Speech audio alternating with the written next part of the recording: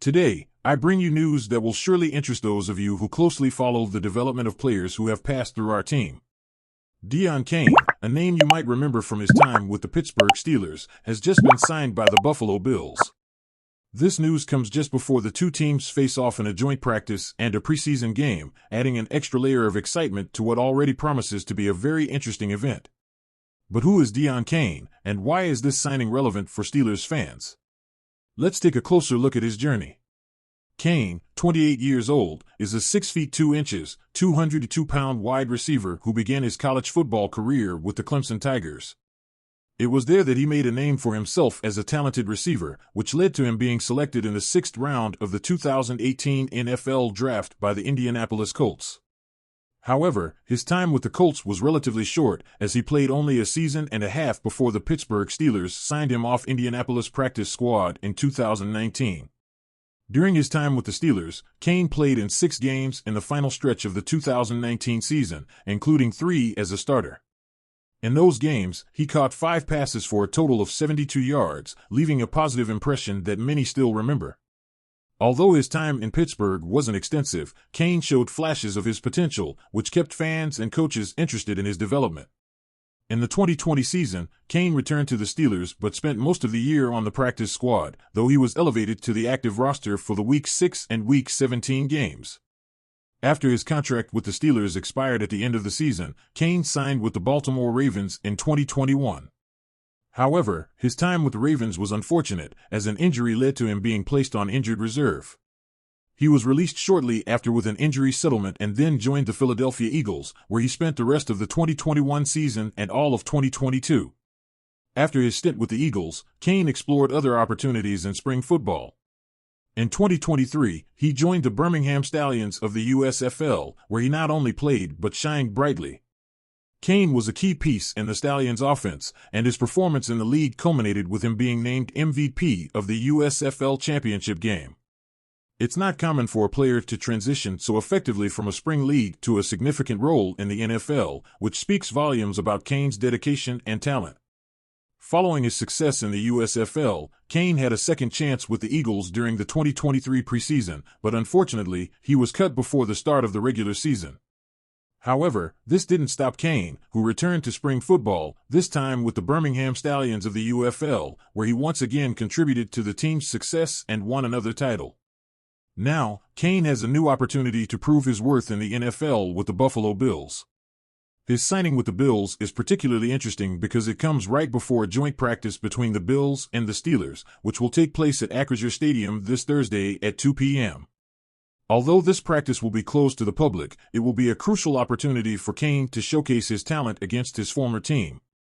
2 days later, the Steelers and Bills will face off again on the same field for their 3rd preseason game, scheduled for Saturday at 7 p.m. In addition, the Buffalo Bills haven't stopped with the signing of Kane. They have also added Ben DiNucci, a quarterback with ties to Pittsburgh, having played at the University of Pittsburgh and Pine Richland High School. DiNucci, who has had a unique path in his career, brings an interesting layer of familiarity to the Buffalo team, especially ahead of this upcoming matchup with the Steelers.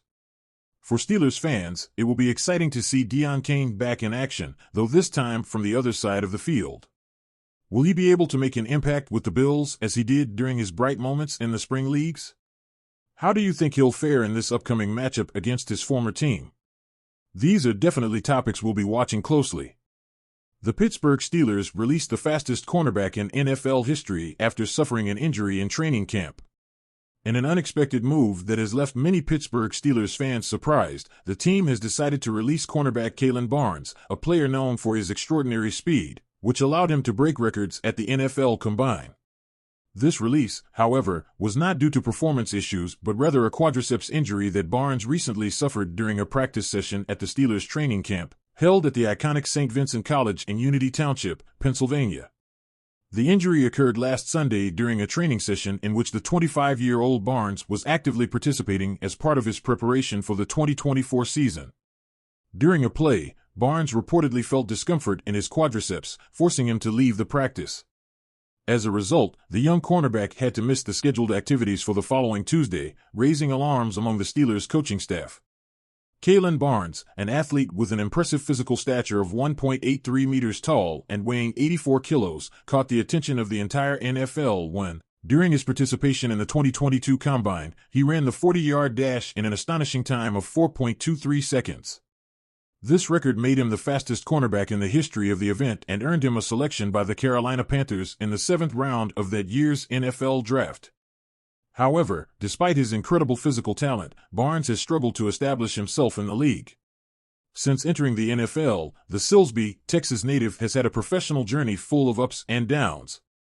Initially, Barnes was part of the Carolina Panthers, where he failed to secure a prominent spot on the team. His career then took him to the Miami Dolphins and later to the Minnesota Vikings, with whom he played 2 games before being released. It was in September 2023 when the Pittsburgh Steelers decided to give him a new opportunity, initially signing him to their practice squad. Despite his speed and physical abilities, the reality is that Barnes has not been able to translate those attributes into significant impact on the field at the professional level. His time with the Steelers last season was brief, lasting just a week on the practice squad before being released again. He then had brief stints with the New York Jets and Cleveland Browns before the Steelers re-signed him in January 2024 with a future contract, raising hopes that he could finally find his place in the NFL. Unfortunately, the last few days at training camp were not easy for Barnes. As practices progressed, it seemed that the young cornerback was being surpassed on the depth chart by younger players with better performance, such as Darius Rush and Corey Trice, Jr. This situation, coupled with his recent injury, led the Steelers to make the tough decision to release him with an injury designation. However, Barnes' story with the Steelers may not be entirely over. If the player goes unclaimed on the waiver list, there is a possibility that he could rejoin the team, this time on the injured reserve list. This would allow him to continue his recovery under the supervision of the Steelers' medical staff and perhaps, in the future, fight for a new opportunity with the team. With Barnes' departure, the Pittsburgh Steelers now have 2 open spots on their 90-man roster, giving them some flexibility to explore other options in the market and further strengthen their squad for the 2024 season.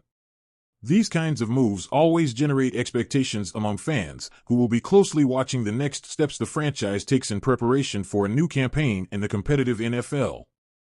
San Francisco 49ers in a tug-of-war over star receiver Brandon Ayuk.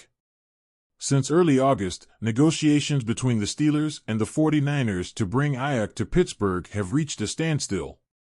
The Steelers believe they have a preliminary agreement with San Francisco for Ayuk, but so far, the 49ers have not accepted the offer, which only includes draft picks and does not touch the 2025 first-round pick. So, what has San Francisco done about it? First, they tried to see if they could get more value by trading those draft picks to other teams. But the 49ers are not interested in draft picks. They want to win the Super Bowl this year. Although the Steelers offered guard James Daniels, the 49ers don't seem interested in the players the Steelers are willing to trade. San Francisco even attempted a 3-team trade but could not find another partner.